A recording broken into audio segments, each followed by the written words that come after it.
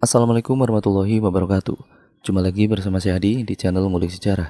Dan pada video kali ini saya akan kembali lagi membacakan suatu kisah misteri yang kali ini masih tetap berjudul Pernikahan Gaib. Cerita kali ini memasuki part yang ketiga, sekaligus menjadi part terakhir dari keseluruhan alur ceritanya ya teman-teman. Jadi untuk kalian yang belum mendengarkan cerita yang part sebelumnya, saya sarankan untuk kalian menontonnya terlebih dahulu, agar kalian mengerti keseluruhan alur ceritanya ya teman-teman. Cerita ini masih tetap ditulis oleh Manafila yang nantinya kalian juga bisa mengunjungi thread beliau secara langsung. Yuk, daripada kita lama-lama, daripada kita penasaran juga bagaimana akhir dari kisah ini, mari kita langsung saja menuju ke kelanjutan ceritanya. Perhatikan baik-baik karena ceritanya akan segera saya mulai.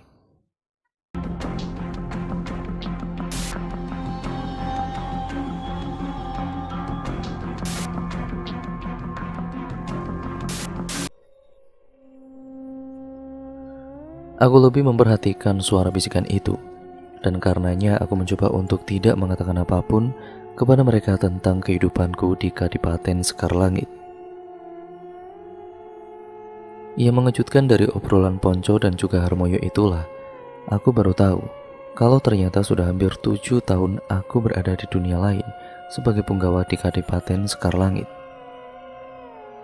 Tidak terasa ya, ternyata sudah hampir 7 tahun di antara kita tidak bertemu, kataku kepada Harmoyo dan Ponco. Terus selama ini itu kamu ini sebenarnya di mana, Dewangga? Tanya Ponco. Aku ini mengembara, jawabku sekenanya. Ya sekembara apapun kan ada tempat-tempat yang dikunjungi, tukas Harmoyo. Terus kamu ini sudah kemana saja, Dewangga? Rupanya Harmoyo tidak puas dengan jawabanku, hingga ia kepo dan juga mencecarku dengan pertanyaan begitu. Ah, kamu ini mau tahu saja urusan orang lain? Sergaku berusaha selengean. Jangan kepo begitu ah. Bukannya begitu, Dewangga. Aku ini hanya penasaran saja. Bagaimana tidak penasaran jika tiba-tiba kamu ini hilang, tiba-tiba pula kamu muncul, serga Harmoyo. Benar yang dikatakan Harmoyo itu, Dewangga.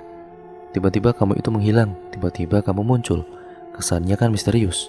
Timbal Ponco membuatku sedikit merasa tersudut. Sudahlah, sudah.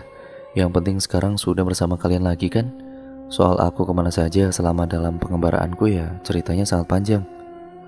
Ya udah nanti kalian akan tahu sendiri kok. Sekarang aku ini benar-benar pengen sekali lah bisa cepat-cepat ketemu ibuku dan kedua adikku. Kataku berusaha memungkasi pembicaraan. Tetapi keinginanku untuk segera pulang ke rumah tinggal keinginan, sebab tanpa kuduga-duga mereka menahanku. Aku dimintanya menunggu barang sebentar untuk dibelikan nasi goreng dan segelas kopi. Rupanya Harmoyo dan juga Ponco ini masih ingat betul makanan kesukaanku. Perhatian keduanya membuatku tidak sampai hati untuk mengecewakannya. Terpaksa aku pun bertahan sambil menunggu dua orang yang dimintai tolong Harmoyo untuk membeli makanan dan minuman. Sementara menunggu kepulangan dua orang dari warung yang terletak di ujung jalan, obrolan pun kemudian berlanjut. Dari Harmoyo dan juga Ponco, aku menjadi tahu kalau saat ini warga sedang risau. Hampir setiap hari berbagai media cetak dan elektronika melansir berita seputar perkembangan keadaan Gunung Kelut yang sedang kritis itu. Kapan Gunung Kelut itu meletus sulit sekali diprediksi ya, kata Harmoyo. Ya itulah bedanya Kelut dengan gunung berapi lainnya, ujar Ponco. Beberapa pakar ke gunung apian mengakui hal ini.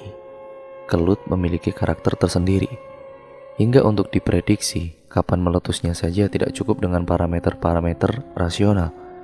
Masyarakat lebih percaya dengan tanda-tanda alam yang telah teruji secara empiris. Ya tetapi rasanya tidak lama lagi ya, kata Harmoyo memotong. Alah, lagamu itu seperti paranormal ahli nujum saja, Moyo. Serga Ponco berseloroh. Bener, tugas Harmoyo serius. Bagaimana kamu sampai bisa keyakinan begitu, Moyo? Tanyaku tiba-tiba setelah sejak tadi lebih sebagai pendengar dari obrolan keduanya. Ya, karena sudah ada kabar dari warga pesisir pantai selatan, pasir di pantai itu beberapa hari ini benar-benar berkurang banyak. Di sana-sana sepanjang pantai Gerong-Gerong. Biasanya kalau sudah begitu tidak lama lagi Gunung Kelut pasti akan meletus. Dalam keyakinan mereka, fenomena alam yang demikian itu merupakan tanda-tanda. Ujar Harmoyo membuat hatiku mendadak berdebar-debar. Tiba-tiba saja anganku terbang melayang kepada sejumlah punggawa Kadipaten Sekar Langit. Jika yang dikatakan Harmoyo itu benar, berarti mereka sudah mulai bekerja, sudah mulai memindahkan pasir dari pesisir ke Gunung Kelut sebagai persiapan jamuan pesta perkawinanku nanti. Wajah Pati Jolang yang mendapat tugas dari Kanjeng Adipati Suryo untuk memimpin tugas itu pun mendadak membayang di pelupuk mata. Bukan hanya pasirnya saja yang berkurang, tiba-tiba Harmoyo melanjutkan ceritanya. Air laut di pantai selatan itu pun sejak beberapa hari ini, menurut para nelayan yang biasanya melaut juga, sudah mulai surut dengan sangat drastisnya. Sedrastis apa surutnya? Tiba-tiba Ponco memotong pembicaraan Harmoyo dengan sebuah pertanyaan. Yang aku dengar, para nelayan di sana belakangan ini harus berjalan kaki sekitar setengah kilometer dari tempat perahunya biasa ditambatkan. Padahal biasanya hanya dengan berjalan sekitar 50 atau sampai 100 meter saja, perahunya sudah bisa mengapung di lautan, terang Harmoyo. Penjelasan Harmoyo membuatku tersentak. Berarti air laut itu pun sudah mulai dialirkan ke Gunung Kelut oleh para punggawa Kadipaten Sekar Langit. Aku tidak bisa membayangkan jika tiba-tiba terjadi letusan pada gunung api tercebol di Pulau Jawa ini. Pasti akan sangat dahsyat, dan yang membuat hatiku kiris kapan waktunya sulit sekali diprediksi dalam hitungan hari. Pikiranku lebih terfokus kepada ibuku dan kedua adikku. Aku ingin segera sampai di rumah dan berpesan kepada mereka agar hati-hati. Aku pun diam-diam berharap agar kedua orang yang sedang membeli makanan dan minuman di warung ujung jalan itu segera pulang. Kok lama sekali ya beli nasi gorengnya itu dan juga kopinya? Tanpa sadar aku pun tiba-tiba menyeletuk. Sabar Dewangga, tidak lama lagi toh mereka juga akan kembali kok, kata Harmoyo seolah bisa merasakan kegelisahan hatiku. Tetapi aku ingin segera bertemu dengan ibuku dan juga adik-adikku, kataku sembari berharap permakluman keduanya. Sudah cukup lama aku tidak bertemu mereka. Iya Dewangga, aku mengerti kok, kata Ponco menyela. Sudahlah Dewangga, aku janji pokoknya begitu habis makan akan langsung aku antar pulang kamu nanti. Tidak lama kemudian, akhirnya muncul juga dua orang itu. Salah seorang di antaranya menenteng sebuah tas kresek besar berisi makanan dan minuman. Ada 5 bungkus nasi goreng yang masih hangat dan 5 bungkus kopi hitam. Begitu disuguhkan dan dipersilakan tanpa sungkan-sungkan, langsung aku nikmati dengan sangat lahapnya. Akulah yang habis lebih dulu menyantap sebungkus nasi goreng itu di antara keempat lainnya. Mereka seperti aneh melihat caraku makan nasi goreng. Mungkin karena tidak seperti yang mereka lakukan, harus ditiup-tiup dulu agar berkurang panasnya. Ketika hendak disuapkan ke mulut, aku langsung saja tanpa harus ditiup-tiup sebagaimana yang mereka lakukan itu. Saat aku minum kopi yang dibungkus plastik itu, mereka pun secara serempak langsung menghentikan makannya. Semuanya menatapku heran dengan nyaris tidak berkedip. Sebab kopi dalam bungkusan kantong plastik itu langsung aku tuangkan ke mulutku begitu karet pengikat bungkusnya terlepas. Aneh, celetuk Harmoyo tiba-tiba. Apanya yang aneh? Tanyaku penasaran. Kopi ini masih sangat panas tetapi kamu meminumnya begitu saja dan langsung habis. Salah Ponco tanpa bisa menyembunyikan keheranannya. Apa tidak kepanasan lidahmu itu? Tanya kemudian dengan tatapan mata seperti mendelik. Astaga, aku sudah tidak kontrol. Mestinya hal ini tidak boleh terjadi, karena hanya akan membangkitkan kecurigaan orang-orang atas keadaanku yang sebenarnya. Gumamku dalam hati dengan penuh penyesalan. Aku benar-benar sempat dibuatnya panik atas pertanyaan tersebut. Untung saja aku segera tahu apa yang harus aku lakukan untuk menghalau kecurigaan mereka. Siapa bilang tidak panas? Kataku seraya bersandiwara dengan menjulur-julurkan lidahku sambil mendesis-desis seperti lazimnya orang kepanasan. Mungkin mereka melihatku lucu sekali hingga tawa mereka pun pecah seketika. Aku pun merasa lega karena sudah berhasil mengelabui mereka. Inilah akibatnya kalau tidak sabar pengen segera ketemu keluarganya, kataku untuk lebih meyakinkan mereka bahwa aku masih seperti mereka. Keadaanku masih seperti mereka. Setelah menjadi warga di luar dunia mereka pun rupanya semakin percaya bahwa sebenarnya aku pun kepanasan dengan jamuan yang mereka suguhkan itu. Namun besarnya rinduku kepada keluarga, ketidaksabaranku untuk segera bertemu dengan ibuku dan kedua adikku mampu mengalahkan segala-galanya. Yang lebih membuatku lega lagi, Ponco pun akhirnya meninggalkan makanannya yang masih separuh lebih itu, karena merasa iba kepadaku dan ingin segera mengantarkanku pulang ke rumah. Baiklah Dewangga, aku antarkan pulang ke rumahmu sekarang, kata Ponco tiba-tiba seraya mengeloyor ke tempat di mana sepeda motornya terparkir. Aku pun kemudian mengikutinya dan langsung meloncat naik ke boncengannya setelah mesin sepeda motor itu dihidupkan. Sepeda motor pun melesat di jalanan membelah malam yang telah sepi. Sepanjang perjalanan nyaris tidak ada pembicaraan di antara kami. Rasanya tidak sabar aku untuk segera sampai di rumah, bertemu dengan ibuku, juga dengan kedua adikku.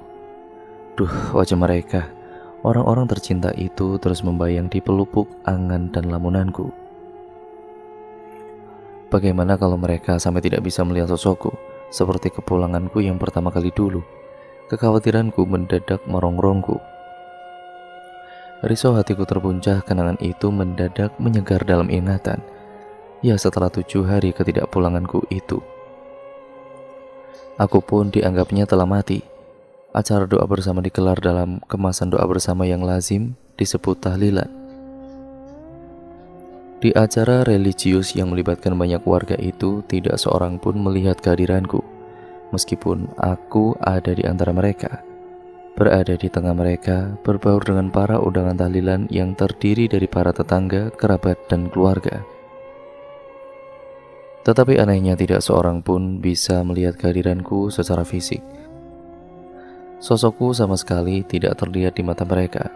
Jangankan melihat sosokku secara fisik, kehadiranku saja sama sekali tidak bisa mereka rasakan getarannya. Saat aku peluk tubuh ibuku, juga kedua adikku dan paman dengan kerinduan yang meluap, tidak ada satupun di antara mereka bisa merasakan hangatnya tubuhku. Mereka tidak bereaksi apapun. Aku benar-benar menjadi tidak kasat mata di hadapan mereka. Di kiriku tiba-tiba seperti udara yang tidak bergerak. Dalam keadaan demikian, yang bisa aku lakukan apa? Aku benar-benar bingung. Apa yang bisa aku perbuat? Sama sekali tidak ada. Aku kecewa bukan main, juga sangat sedih. Aku hanya bisa bermimpi dan berharap tiba-tiba diriku jadi angin. Barangkali hanya dengan menjadi angin mereka akan bisa merasakan sebuah kehadiran atas diriku. Setelah hampir 20 menit melaju di jalanan, tiba-tiba Ponco menghentikan sepeda motornya. Aku kaget bukan main, lamunanku mendadak buyar. Mengapa berhenti? Ada apa? Tanyaku secara spontan. Sudah sampai, jawab Ponco memberitahuku. Oh, rupanya sudah sampai, kataku yang baru menyadari kalau ternyata perjalananku pulang ini sudah sampai. Ponco menatapku heran. Senyumnya terkembang, aku dibuatnya malu sendiri. Sungguh aku tidak mengira kalau perjalananku pulang ke rumah sudah sampai. Aku kira Ponco sengaja memberhentikan sepeda motornya hanya karena sesuatu hal yang lain. Menyadari semua itu, segera saja aku melompat turun dari sadel sepeda motor. sambil tidak lupa mengucapkan terima kasih kepada Ponco. Ponco pun aku tawari untuk mampir ke rumah bareng sebentar, tetapi ia menolaknya dan langsung pamit balik ke pos kamling. Aku kemudian tidak bisa mencegahnya. Terima kasih Dewangga, terima kasih, biar lain waktu saja main ke sini. Demikian cara Ponco menolaknya. Sebelum akhirnya dia melesat di jalanan kembali ke pos kamling. Sejenak aku hanya berdiri termangu di mulut pintu pagar rumah. Rumahku sendiri berada jauh ke dalam dari pagar rumah. Dari pintu pagar rumah tempatku berdiri jaraknya sekitar 100 meter. Karena aku masih harus jalan kaki melintasi halaman rumah yang lumayan luas, pintu rumahku terlihat dalam keadaan tertutup dan sepi sekali. Setelah beberapa lama berdiri termangu di mulut pintu pagar dengan pikiran yang tidak menentu, akhirnya aku pun mengayunkan langkahku. Ingatanku atas keberadaanku ketika pertama kali pulang ke rumah bertepatan dengan acara 7 hari tahlil kematianku itu pun kembali menghantuiku. Mungkin karena itulah aku pun melangkah dengan sedikit ragu-ragu. Yang sangat-sangat aku khawatirkan dan aku takutkan adalah jika tidak seorang pun di antara ibuku dan kedua adikku bisa melihat sosokku ini. Aku sudah berada di depan pintu rumah. Keraguanku semakin merongrongku ketika hendak mengetuk daun pintu, tetapi sudah kepalang basah. Ya, apapun yang bakal terjadi, aku harus mencobanya. Dan karenanya, tanpa ragu-ragu lagi, akhirnya langsung saja aku ketuk daun pintu rumah dan sewajarnya. Rupanya, masih ada yang terjaga. Setelah ku ketuk beberapa kali, tiba-tiba terdengar suara langkah kaki diseret. Hatiku berdebar-debar. Langkah kaki siapa itu? Aku sudah tidak bisa mengenalinya lagi. Padahal dulu ketika aku masih berada di antara mereka, tanpa melihat orangnya sekalipun bisa mengenali langkah kaki itu milik siapa. Tetapi waktu 7 tahun, rupanya mampu mengaburkan memoriku tentang hal itu. Pintu pun terbuka bersama dengan teritaan suaranya. Adikku Sandrina berdiri di hadapanku tanpa bisa menyembunyikan keterkejutannya. Matanya menatapku tajam sebelum akhirnya menyebut namaku dengan setengah berteriak. Mas Dewangga. Aku pun langsung memeluknya rapat-rapat. Dengan penuh kerinduan, dengan penuh kehangatan, aku ciumi wajah Sandrina dengan hati yang bahagia dan penuh sukacita. Teriakan Sandrina cukup keras membuat seisi rumah tiba-tiba terjaga dan berlarian ke ruang tamu. Ibuku dan juga Windari langsung menghambur kepadaku, dan aku memeluknya secara bersamaan dengan hati penuh rasa haru. Ibu sehat? Tanyaku kepada ibu sambil tidak henti-hentinya menciuminya. Iya Dewangga, aku sehat, jawab ibuku yang tiba-tiba tidak bisa menahan air matanya. Ibu memelukku rapat-rapat seolah tidak ingin melepaskannya. Aku bisa merasakan seperti apa kerinduan ibuku kepadaku. Tetapi kemudian secara tiba-tiba, dengan hanya sebuah sentakan saja pelukan tangannya kepadaku dilepasnya secara tiba-tiba. Aku pun dibuatnya terkejut bukan main dan bertanya-tanya juga. Ada apa dengan ibuku ini? Aku tidak sedang bermimpi kan Dewangga? Tanya ibuku sambil menatapku. Aku pun tersenyum. Kuraih tangan Windari yang sejak tadi berdiri mematung di dekatku. Mungkin ia tidak yakin akan diriku, tetapi tidak bisa mengungkapkan secara terus terang apa yang sedang bergejolak di hatinya. Windari, apakah kamu juga tidak yakin seperti ibu? Tanyaku kemudian. Tanpa basa-basi. Mas Dewangga, aku takut sekali kalau ini sebenarnya hanya mimpi belaka, kata Windari berterus terang. Tanpa aku sangka-sangka tiba-tiba Sandrina mendekati ibu dan Windari dan mencubit tangan keduanya. Karuan saja ibu dan juga Sandriana merintih kesakitan. Apa-apaan nih? Sakit tahu? Celetuk Windari secara spontan kepada Sandrina. Sedang ibu hanya menangis saja sambil berusaha melepaskan diri dari cubitan tangan Sandrina. Hore, berarti kita semua tidak sedang bermimpi. Mas Dewangga pulang. Mas Dewangga sudah pulang. seru Sandrina seraya mengajak Windari menari-nari riang meluapkan rasa kegembiraannya. Ibuku pun kembali memelukku rapat-rapat dan menciumi wajahku secara bertubi-tubi sambil berkata, "Kamu jangan pergi-pergi lagi ya Dewangga. Kamu jangan pergi-pergi lagi." Sungguh sebuah pertemuan yang sangat membahagiakan sekaligus mengharukan. 7 tahun tidak bertemu ternyata telah banyak membawa perubahan. Windari sudah menikah dan dikaruniai 1 anak dengan umur 3 tahun. Sayang aku tidak bisa bertemu dengan suaminya, kecuali hanya dengan anaknya yang berarti keponakanku. Suami Windari pas ada pekerjaan di luar kota untuk seminggu lamanya.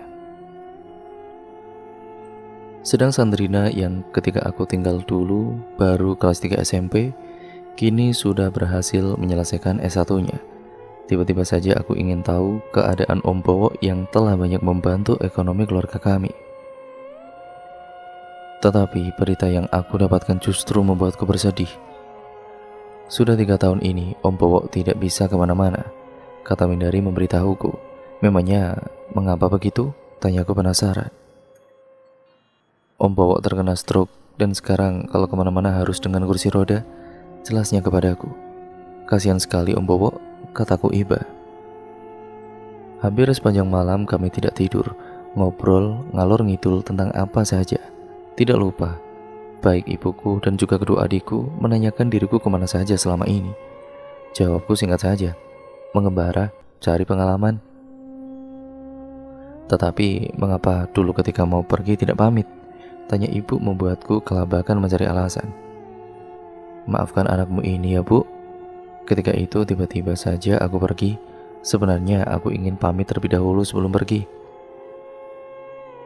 Tapi ya entahlah tiba-tiba saja. Aku merasa takut dan juga khawatir kalau ibu melarangku. Sebab waktu aku mau pergi belum jelas tujuannya. Aku pun mengarang alasan. Dasar anak nakal. Lain kali jangan diulang, biar kami tidak merasa berdosa untuk kedua kalinya, ujar ibu kepadaku tanpa bisa aku mengerti mengapa harus merasa berdosa. Merasa berdosa bagaimana Bu? Tanyaku penasaran. Ya bagaimana tidak merasa berdosa kalau kami semua ini telah menganggapmu telah mati, jawab ibu tanpa tedeng ngaling-ngaling. Ah ibu tidak perlu merasa berdosa, justru akulah yang berdosa kepada ibu. Telah membuat ibu bersedih seperti itu, kataku dengan penuh penyesalan. Menjelang subuh tiba-tiba aku diserang rasa kantuk yang luar biasa. Aku pun mohon diri kepada ibuku dan kedua adikku untuk pergi tidur. Kamarku yang dulu ternyata tidak banyak berubah. Setelah kuhempaskan tubuhku di atas pembaringan tidak lama kemudian, aku sudah tidak ingat apa-apa lagi. Rupanya tidur lelap sekali hingga ketika terjaga terlihat jarum jam dinding di kamarku menunjukkan angka 11:15. Meski mataku sudah terbuka, tetapi aku tidak langsung meninggalkan kamarku. Untuk beberapa lama aku hanya rebahan saja di atas pembaringan. Saat itulah tiba-tiba aku mencium aroma petai goreng kesukaanku. Oh rupanya sedang ada yang menggoreng petai di dapur. Hingga aromanya terbawa angin masuk ke dalam kamarku yang memang berdekatan dengan ruangan dapur. Perutku mendadak terasa keroncongan ketika aroma berikutnya tercium oleh hidungku. Aroma itu adalah bau terasi bakar yang sangat menyengat. Segera saja aku bangkit dari tidurku dan beranjak pergi meninggalkan kamarku. Bebauan dari dapur itu benar-benar membangkitkan selera makanku. Ya perutku mendadak terasa lapar sekali dan karena aku bergegas ngeloyor ke dapur. Di dapur kudapati ibuku dan Sandriana sedang sibuk membuatkan masakan khusus kesukaanku. Sudah bangun rupanya Mas Dewangga, kata Sandrina ketika pertama kali mengetahui kemunculanku di dapur. Ah iya, jawabku sambil tersenyum dan langsung menjemput beberapa biji petai goreng yang tersaji pada sebuah piring beling. Di dekat sepiring penuh petai goreng itu pun terdapat cobek batu yang berisi sambal tomat segar. Bukan hanya itu saja, tetapi juga ada tempe goreng, kenikir, dan pepes ikan tongkol. Yang jelas itu semua merupakan makanan kesukaanku. Aku pun langsung mengambil sepiring nasi tanpa harus gosok gigi terlebih dahulu. Melihat kelakuanku, ibu dan juga Sandrina tertawa terpingkal-pingkal. Begitupun dengan Windari yang muncul belakangan dengan anak lelakinya yang baru berumur 3 tahun itu. Anak Windari masih asing denganku hingga tampak takut-takut untuk berdekatan denganku. "Badra, kalau sudah besar nanti jangan niru Pak Puhmu ya," pesan Windari kepada anaknya dengan nada berkelakar dan meledekku. Tetapi aku tidak memperdulikan ledekan-ledekan segar kedua adikku itu, kecuali terus menikmati makananku. Ibuku terlihat terus terkembang senyumnya, begitu juga dengan wajahnya yang sudah mulai berkeriput itu terlihat berseri-seri. Kami semua memang sedang berbahagia setelah 7 tahun tidak bersua. Saat aku sedang menikmati makanan kesukaanku, tiba-tiba Sandrina yang sedang membaca koran itu menyeletuk. "Bu, kita nanti mengungsi kemana kalau gunungnya meletus?" Mendengar ucapan Sandrina, suapanku ke mulut terhenti seketika. Astaga, hampir saja aku lupa, gumamku dalam hati. Bukankah misi kepulanganku ini sebenarnya hanya untuk menyampaikan kabar akan ada hajatan? Wajah Ayu mendadak berkelebat di pelupuk mata. Sebentar lagi aku akan bersanding di pelaminan dengannya. Andai saja ibuku tahu akan hal ini, tentu ia akan sangat bahagia. Tetapi rasanya tidak mungkin aku memberitahukan hal ini kepada ibuku. Bukankah perkawinanku dengan perempuan yang sangat aku cintai itu hanya terjadi di dunia tidak kasat mata? Kesadaranku semakin segar atas misi itu. Aku seperti dituntut untuk segera menyampaikannya. Namun rupanya tidak semudah membalik telapak tangan untuk memulainya. Aku harus mencari kalimat pembuka yang tepat dulu sebelum satu kosakata hajatan tersampaikan. Kecurigaan ibu terlihat seperti menggeliat melihat makanku tiba-tiba berhenti. "Mengapa tiba-tiba terhenti makannya, Nak?" tanyanya dengan sorot mata penuh selidik. "Masakan ibu tidak enak ya?" tanya ibu sambil menatapku tajam-tajam. "Oh tidak, Bu, tidak, makanan ibu enak sekali," kataku mencoba menetralisir keadaan seraya melanjutkan makanku yang terhenti secara tiba-tiba. Tetapi aneh, selera makanku mendadak rusak oleh kabar perkembangan keadaan Gunung Kelut yang disampaikan Sandrina sesuai dengan berita yang dibacanya di koran. Meski demikian, untuk menjaga hati ibuku yang telah bersusah payah menyiapkan makanan khusus kesukaanku, pura-pura aku makan dengan sangat lahapnya. Setelah makan dan juga minum kopi, aku pun beranjak pergi ke kamar mandi. Rencanaku setelah mandi baru akan aku sampaikan kabar penting dari Kadipaten Sekar Langit itu. Aku berharap saat menyampaikan kabar itu didengar oleh ibu dan kedua adikku secara langsung. Itulah sebabnya ketika Windari pamit hendak pergi ke seorang kawannya, aku pun buru-buru mencegahnya. "Kalau masih bisa ditunda perginya, Mas Dewangga harap kamu ini jangan pergi dulu, Windari." Demikian kataku kepada Windari ketika aku hendak masuk ke kamar mandi. "Iya Mas Dewangga, aku tidak jadi pergi kok." Tanpa banyak komentar, Windari pun mengiyakan saja keinginanku. Dan benar saja, sampai selesai aku mandi, tidak seorang pun pergi dari rumah, baik ibuku ataupun kedua adik-adikku. Semuanya tetap berada di rumah. Mereka lebih banyak menghabiskan waktunya dengan menonton televisi. Berita-berita mengenai perkembangan keadaan Gunung Kelut menjadi fokus perhatiannya.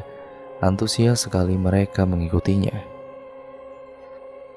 Malam mulai mengepakkan sayapnya, tetapi kabar tentang hajatan belum juga aku sampaikan. Aku masih merasa kesulitan untuk mengatakannya. Yang aku khawatirkan jika mereka sampai curiga, lalu mencecarku dengan pertanyaan-pertanyaan terkait dengan keadaanku yang sebenarnya. Bagaimanapun, baik ibu ataupun kedua adikku tidak boleh ada yang tahu kalau sebenarnya aku bukan lagi Dewangga yang dulu. Keadaanku sudah tidak seperti dulu-dulu lagi. "Mengapa kamu kelihatan gelisah sekali, Dewangga?" tanya ibuku yang tiba-tiba muncul di hadapanku. Aku tersentak kaget dibuatnya. Benarkah ibuku tahu apa yang sedang aku pikirkan? Gumam batinku bertanya-tanya. Ibu menatapku tajam, sorot matanya penuh selidik. Tiba-tiba saja aku menjadi serba salah tingkah. Untuk beberapa lama tidak sepatah kata pun keluar dari mulutku. Ibu pun seperti makin curiga denganku hingga muncul sebuah pertanyaannya yang membuatku merasa kian kelabakan. Mengapa diam? Tidak apa-apa bu, tidak ada apa-apa kok. Tidak ada apa-apa, kataku berkilah. Aku tidak tahu apakah ibuku percaya atau tidak dengan pernyataanku itu. Yang jelas aku telah memberikan jawaban. Saat itulah tiba-tiba Sandrina muncul dari ruangan tengah dengan tergopoh-gopoh. Seakan ada hal yang penting yang hendak disampaikan kepada kami. Ibu, kata Sandrina kepada ibuku secara tiba-tiba. Tanpa menunggu reaksi ibuku lebih lanjut, Sandrina melanjutkan kalimatnya. Ini aku barusan dapat SMS dari Indri. Katanya Sayuti sudah pulang. Mendengar ucapan Sandrina, ibu tersentak. Bersamaan itu meluncur pertanyaannya dengan ekspresi serius. Benarkah itu? Begitulah menurut kawanku. Dia dapat kabar itu dari pamannya yang memang bertetangga, jelas Sandrina. Kalau memang itu benar, berarti tidak akan lama lagi kelut bakal meletus, tegas ibuku serius. Saat itulah aku seperti mendapat peluang untuk mengatakan pesan penting yang harus segera aku katakan kepada keluargaku sendiri. Tanpa ragu-ragu, akhirnya aku katakan saja kepada ibuku dan juga Sandrina. Akan ada hajatan, semua harus hati-hati. Meski tanpa ada Windari pada saat aku menyampaikan pesan penting itu, namun sudah cukup membuat hatiku lega. Sekalipun tidak ada Windari, tetapi aku yakin ibuku dan juga Sandrina akan mengatakan pesanku ini kepadanya, entah bagaimana caranya. Setelah aku menyampaikan pesanku, dari tempatku duduk ini tiba-tiba aku melihat seberkas cahaya yang jatuh di halaman rumah. Aku pun segera beranjak dari tempat dudukku yang menghadap pintu dan segera melangkah keluar. Saat sudah berada di teras, cahaya itu berubah menjadi sosok Pati Jolang. Hampir saja aku terpekik menyebut namanya, kalau saja Pati Jolang tidak segera memberiku isyarat agar aku diam. Isyarat itu dilakukannya dengan cara menempelkan telunjuk tangannya di bibirnya. Dengan bahasa isyarat juga, ia memintaku agar segera balik ke Kadipaten Sekarlangit. Setelah itu, ia pun langsung berkelebat menghilang dari pandanganku. Tak seorang pun mengetahui apa yang telah terjadi pada diriku. Hingga ketika kembali masuk ke dalam rumah, baik ibuku ataupun adikku Sandrina tidak bertanya-tanya apa-apa. Ketika aku balik ke dalam rumah, Windari yang sejak tadi sibuk dengan anaknya sudah berada di antara ibuku dan Sandrina. Ibu, kataku kepada ibuku. Ibu, tampaknya aku harus pergi malam itu juga, kataku kepada ibu dengan sangat hati-hati. Mendengar perkataanku, karuan saja ibuku terkejut bukan main. Begitu juga dengan Windari dan Sandrina. Mereka bertiga saling pandang satu sama lain sebelum akhirnya menatapku semua dengan penuh tanda tanya. Pergi? Malam ini juga harus pergi? Tanya ibuku tanpa bisa menyembunyikan kebingungannya. Walah, Dewangga, kamu ini bagaimana? Baru kemarin malam datang, sekarang sudah harus pergi lagi. Apakah tidak bisa ditunda? Ingat Dewangga, 7 tahun kamu itu menghilang. Sekarang tiba-tiba harus pergi. Ibuku terlihat kecewa sekali. Aku pun sebenarnya tidak sampai hati memberitahukan perihal kepergianku ini. Tetapi rasanya aku juga tidak mungkin untuk pergi begitu saja. Bagaimanapun aku harus berpamit kepadanya. Sama seperti halnya ketika 7 tahun silam aku hendak memancing di kawasan Pasetran, Gondomayit bersama Harmoyo dan juga Ponco.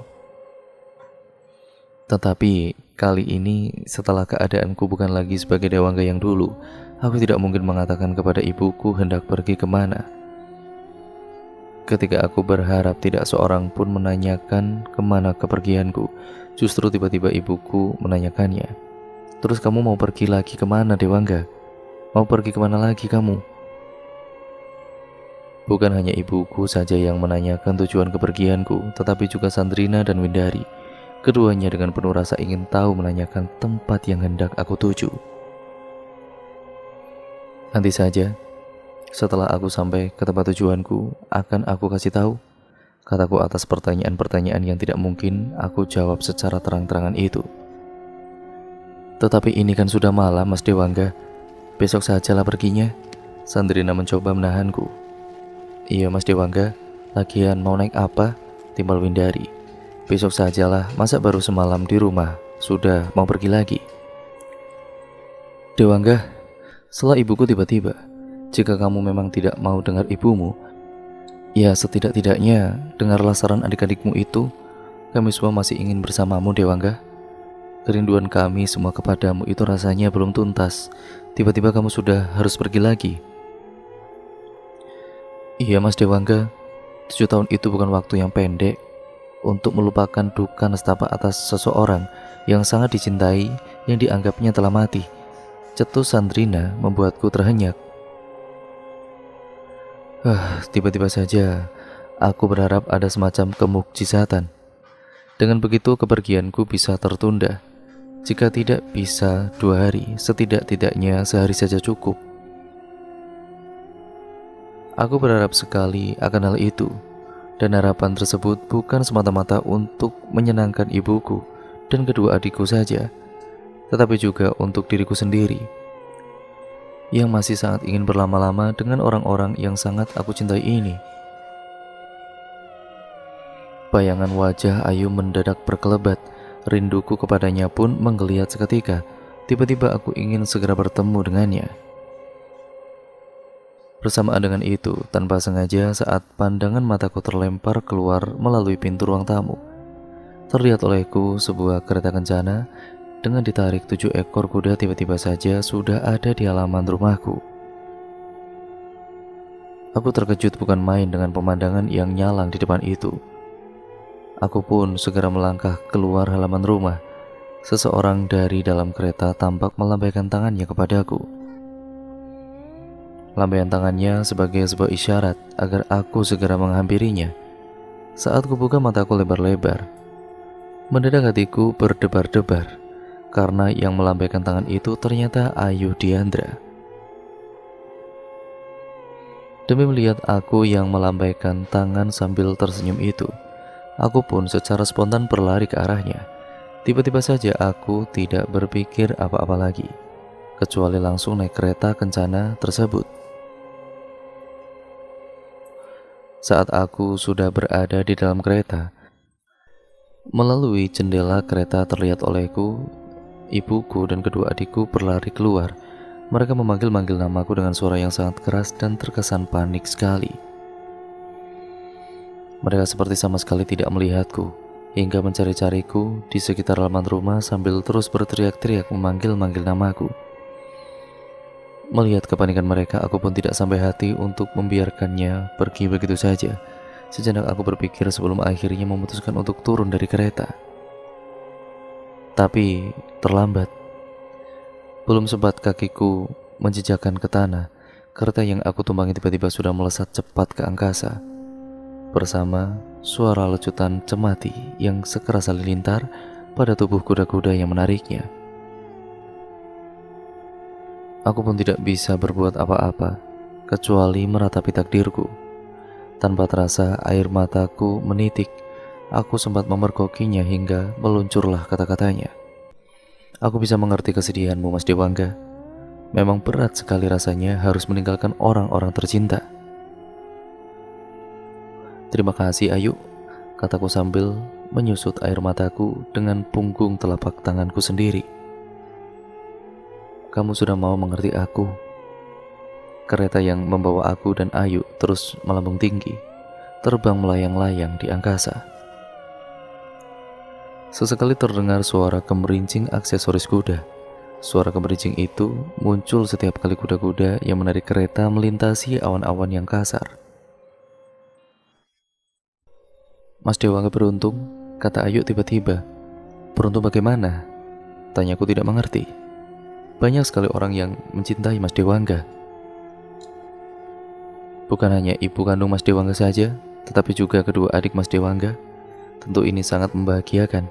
Aku ingin sekali seperti itu, benar-benar ingin sekali, kata Ayu dengan nada memelas sekali. Aku pun dibuatnya iba, sehingga secara spontan langsung merangkulnya sedemikian rupa.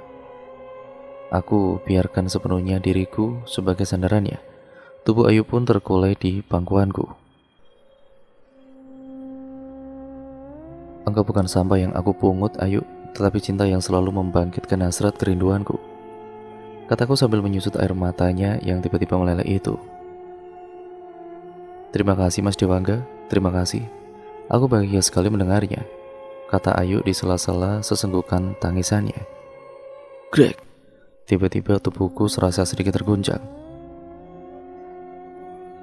Begitupun dengan Ayu. Ayu pun sampai mengangkat tubuhnya yang semula terkulai di pangkuanku. Kami saling pandang. Setelah kembali dalam posisi duduk berdampingan seperti semula.